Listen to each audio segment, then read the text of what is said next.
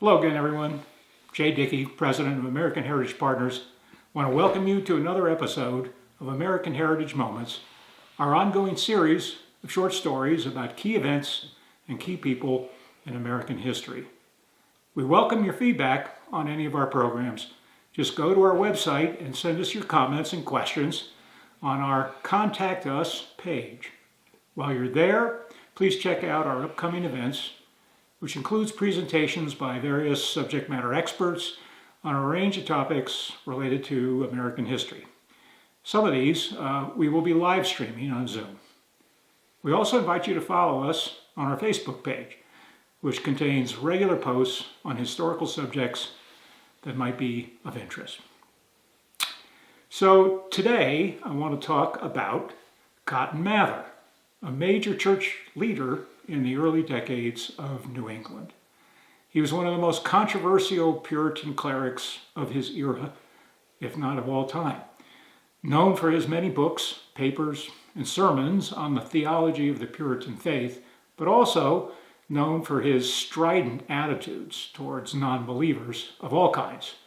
Heretics, he would call them, or worse. Most infamously, he was a strong defender of the Salem witch trials in 1692, and went so far as to publish a book called Wonders of the Invisible World, in which he sought to justify the trials and execution of those accused witches.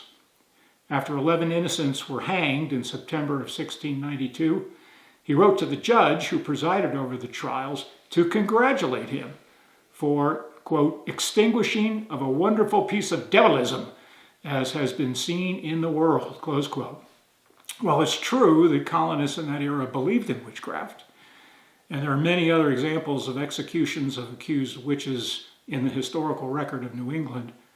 Cotton Mather's damnation of the accused Salem witches has gone down in history as uniquely noxious, and historians have judged him harshly as a consequence.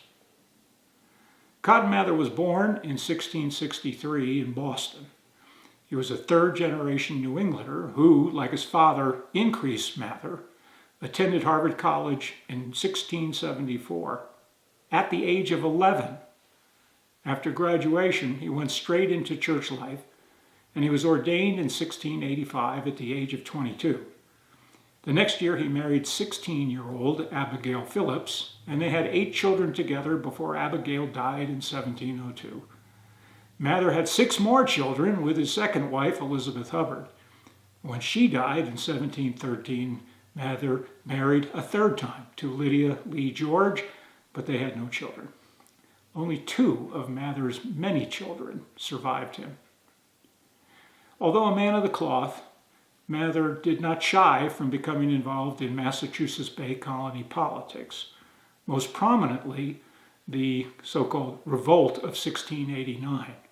That crisis arose when King James II revoked the charter of the Massachusetts Bay Company and appointed Sir Edwin Andros the new governor of the colony.